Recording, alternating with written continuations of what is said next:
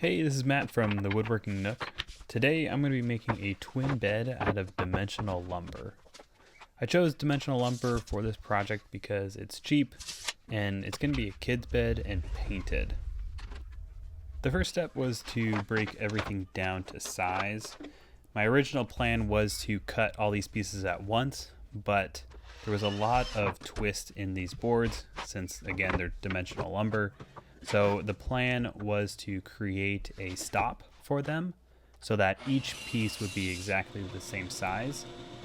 And I wouldn't have to worry about my measuring being exact every single time because I could rely on the stop.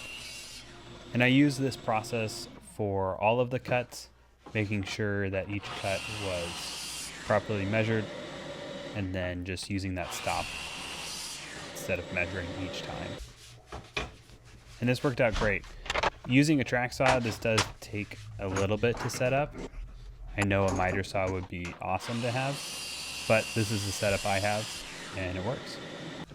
For the stretchers of the bed, I wasn't able to use the track saw hinge, so I got out some foam board to save my worktop and just used my other track saw guide rail to cut these pieces to size.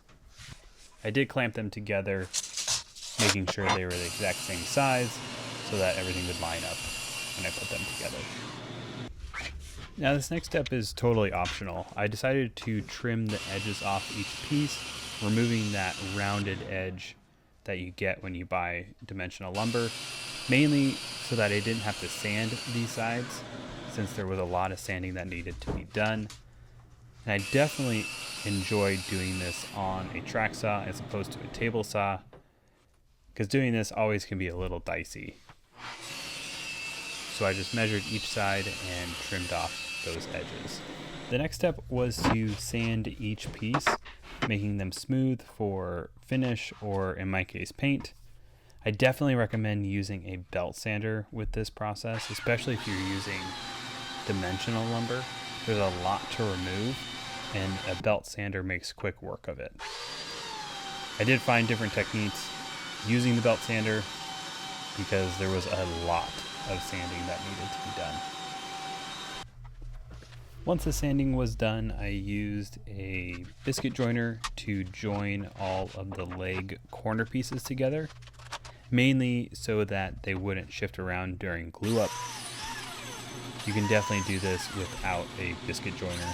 Just make sure the glue doesn't slide when you're gluing it.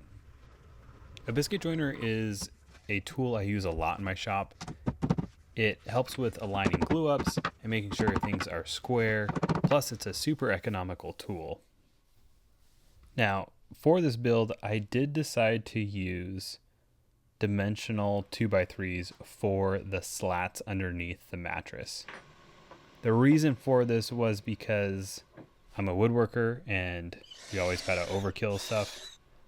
But also, it was actually cheaper to do it this way than to buy 1x4s and build it out that way.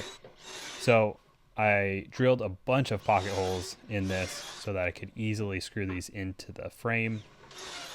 This is actually a new pocket hole jig that I just got, and it makes the process super quick with these slats.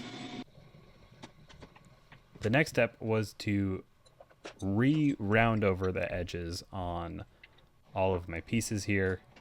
Yes, I did take off the edge, but now I'm re-rounding it. So again, that step of taking off the edges off each piece is definitely optional. I like this because I can control how it feels and make sure each side is nice and smooth to the touch.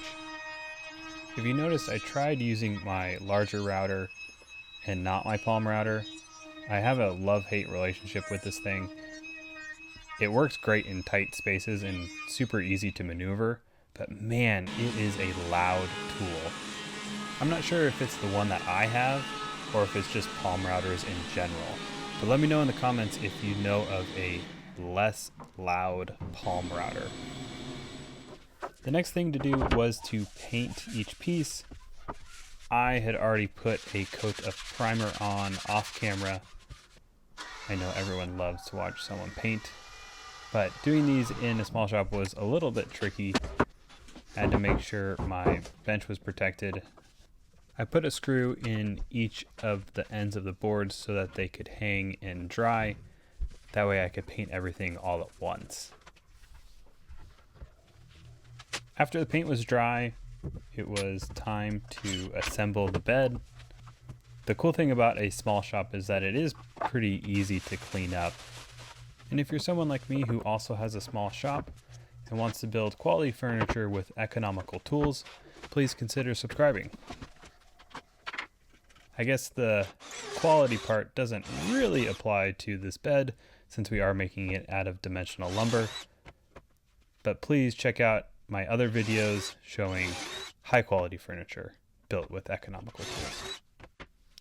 The next step was to actually assemble the bed or the frame. I do my best to show the whole process in this small shop. This one was definitely difficult to do. I had to figure out ways to fit this thing in here, and this was using all of the space in the shop. And this is a very simple bed frame. I basically have stretchers and then 2 end pieces, and then all of the slats just pocket screw in at the bottom. The sides are all 2x6s, and then the slats are 2x4s. I tilted this upright to help with screwing each of these in and kind of getting them aligned. This was a little bit difficult to do, so I used a hammer to kind of help persuade them in. Now this bed is super heavy, but it will be screwed into 2x6 legs, so I'm super confident it's going to withstand the kid abuse that it is going to be put through. I have definitely jumped on this bed myself, and it is very solid.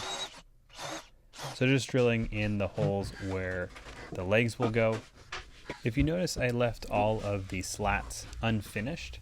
And that's because I plan to add this felt to the top and bottom of all the slats.